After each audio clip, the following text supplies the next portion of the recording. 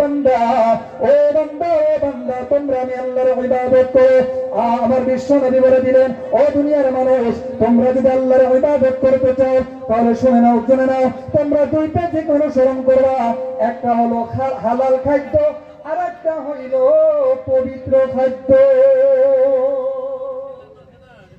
খাদ্যর ব্যাপারে যদি সতর্ক না থাকেন ও বিয়াই বিয়াই কিরম স্কুল দিছে উড়ে জানছে দোয়াটা ওই একসাথে যাইলো নাকি ঘটকারি করবো নি। আমার বন্ধুগণেরা আল্লাহ রাব্বুল আলামিন প্রত্যেকটা প্রাণীকুলকে গাইডলাইন দিয়ে দিল। আল্লাহর নবী বলেন তোমরা যদি ইবাদত করতে চাও দুটা জিনিস অনুসরণ করো, একটা হলো হালাল খাদ্য আর একটা হলো পবিত্র খাদ্য। এ মুসলমান আমরা অনেকে নামাজ পড়ি কিন্তু নামাজ পড়া তৃপ্তি মেটে না, ধর্মসভা শুনতে আসি কিন্তু বয়ান শুনে আমাদের ভালো লাগে না, ও কোরআন শরীফ শুনতে মনে চায় না, হাদিস শুনতে মনে চায় না, জিকির শুনতে মনে চায় না, জিকির করতে মনে চায় না, আল্লাহকে ডাকতে মনে চায় না, গান বাজনা নর্তকীর ড্যান্স আর অশ্লীলতায় আমাদের মন চায়। তার কারণ কি, তার কাহিনী কি? বন্ধুগণ বান্দা যদি হালাল খাদ্য এবং পবিত্র খাদ্য যদি গ্রহণ না করে ওই বান্দা যতই ইবাদত করার চেষ্টা করুক ইবাদত করে ওই বান্দার অন্তরের মধ্যে শান্তি তৈরি হবে না। খাওয়ার ব্যাপারে সতর্ক থাকতে হবে। কিন্তু ভাই আমার বন্ধুগণেরা মানুষ আল্লাহ রাব্বুল আলামিন বললেন আশরাফুল মাখলুকাত, শ্রেষ্ঠ মাখলুকাত হইল মানব জাতি। তাহলে মানুষের খাদ্য শ্রেষ্ঠ নাকি গণ? আপেল আঙ্গুর ফল ফুল মাছ মাংস এগুলো খা, কিন্তু মানুষ এখন খাইতে খাইতে আমরা এখন লেট্রিন খাওয়া শুরু করে দিছি। কেউ মনে করতে পারে দেখুন কথা হলো মানুষ কিন্তু লেট্রিন খায়। আঙ্গের অঞ্চলের আমার ভিসি ভিসি বাড়ির সামনে কয়েকদিন গ্রামের মানুষ যে হটাও শুরু করে দিছে কি লেট্রিনে টেহা মাইরা খাইছে। ও সালাতালি লেট্রিন খাইলো না। ভাইরা আমার বন্ধুগণেরা খাদ্যের ব্যাপারে সতর্ক থাকতে হবে এ মুসলমান। কিন্তু আজকে আমরা এমন পর্যায়ে পৌঁছে গেছি প্রত্যেকটা জায়গার মধ্যে ঘুষ, প্রত্যেকটা জায়গার মধ্যে ঘুষ, ঘুষ ছাড়া কোনো কাজ হয় না, ঘুষ ছাড়া কোনো কাম হয় না।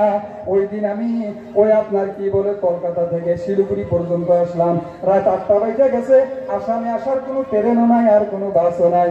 একজন আমাকে কইতেছে আমাকে 500 টাকা দিন, মানে ওকে কিন্তু ভাষা ঠিক আছে, দাদা আমাকে 500 টাকা দিন, আমি আপনাকে টিকিট করে দিচ্ছি।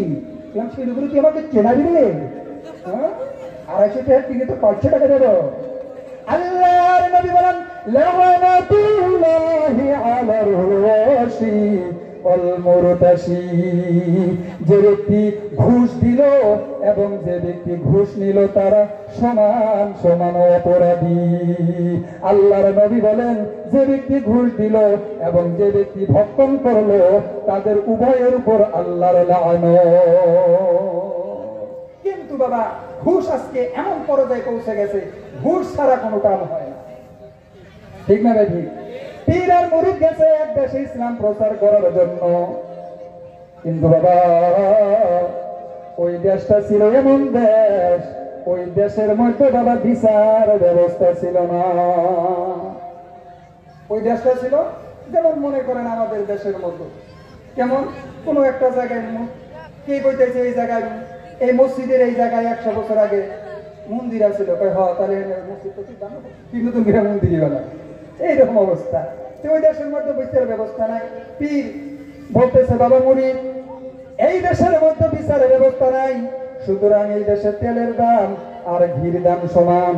ও বাবা মুরিদ তোমার পাও ধরে কই তুমি যেন খবরদার খবরদার ঘি খাইও না। মুরিদে কইতেছে মনে মনে তো ব্যাককেল পীরের কথা শোনো, আমাদের চিরাং জেলাতে আমাদের কোকরাঝাড় জেলাতে ঘিয়ের দাম আর তেলের দাম রাত দিন তফাৎ। এই জায়গায় যে দামে আমি ঘি পাইছি এক প্রকারের ফিরি, ঘি খামো নাতে খামো কি?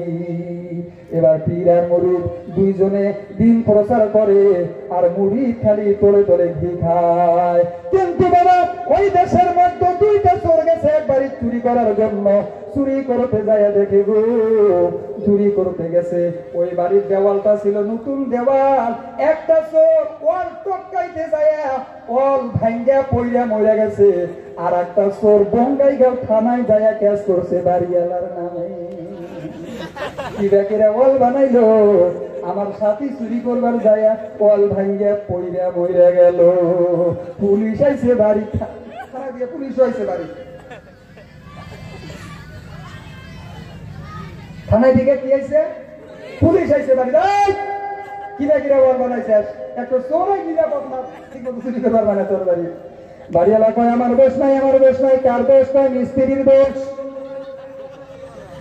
মিস্ত্রির কাছে গেছে, মিস্ত্রি কয় আমার দোষ নাই, জোগালির দোষ। জোগালি কিবা কইরা মশলা বানাইলো, মশলা তেল তোলা হয়েছে, সিমেন্ট কম দিছে, বালু পাথর বেশি দিছে, এই জন্য তো ওয়াল তো নরম হয়েছে, আমার দোষ নাই। মিস্ত্রি ধরে জোগালি ধরে নিয়ে এসো।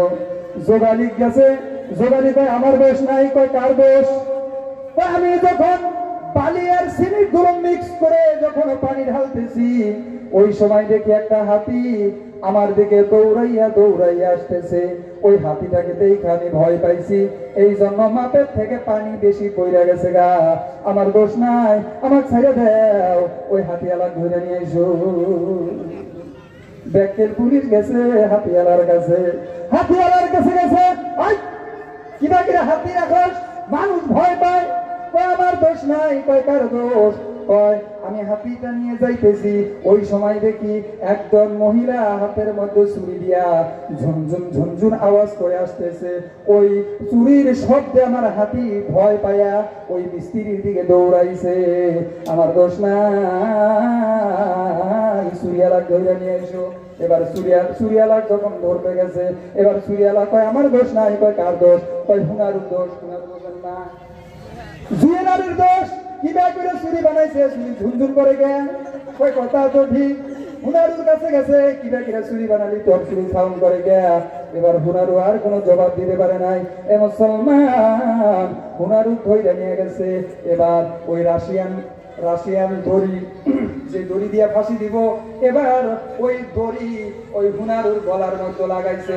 হুনারু ছিল সেকন আর কুমাটা ছিল মোটা। ওই কুমাটা টান দিয়েছে সেকন হয়। ব্যাকেল পুলিশের মাথায় এই বুদ্ধি নাই। ওই কুমার টান দিয়েছে সেকন হবো, এটা না কইরা এখন দেখতাইছে হুনারু সেকন, গলা অনেক সেকন, কুমা অনেক মোটা, বেশি ডাল দেখা যায় না, মানায় না। সরকারের কাছে আপিল করলো, এটা ফাঁসি দেওয়া যাবো না। কে? ওই দড়ি গলার মধ্যে বেশি মানাই দিছে না। সরকার আবার চিঠি লিখে দিল, টেনশন নাই, যার গলায় ওই দড়ি খাটে তাকে ফাঁসি দে। দেখছেন কেন? এখন বাবা কুমাটা ছিল অনেকটা বেশি মোটা। রাস্তাঘাটে হাতে মাঠে যেখানে যায় সব মানুষের গলার মধ্যে দেয়, কারো গলায় ঘাড়ে না। অঞ্চলের যে সব থেকে বেশি মোটা তার প্যাডের মধ্যে ঘাড়ে, কিন্তু গলায় ঘাড়ে না। তালাশ করতে করতে ওই যে পীরের কথা বাদ দিয়েছে, মুড়ির ঘি খাইতেছে। একজন মানুষ যখন পোলাই মানুষ যখন গুজরাট ফেরা যায়, কিংবা ওই যে অনেক মানুষ জামাতে যায়, জামাতে জানাকে তবলিগেরা নাই না বন্ধুগণ, নতুন জায়গায় যেসব যায় নতুন হাওয়া পায়, নতুন খাওয়া পায়। ওই পীরের মুড়ি তো নতুন জায়গায় আইছে, তার মধ্যে খালি সব কিছু বাদ দিয়ে ঘি খাইতেছে। ও ঘি খাইতে খাইতে একটাই ফুলে কলা গাছ হয়, তিনজন হয়ে গেছে গা। ওর গলায় যেবা লাগাইয়া দিছে গো, একদম পারফেক্ট, খাতে খাতে ঘিরে গেছে গা। কই নাও, কই কোনে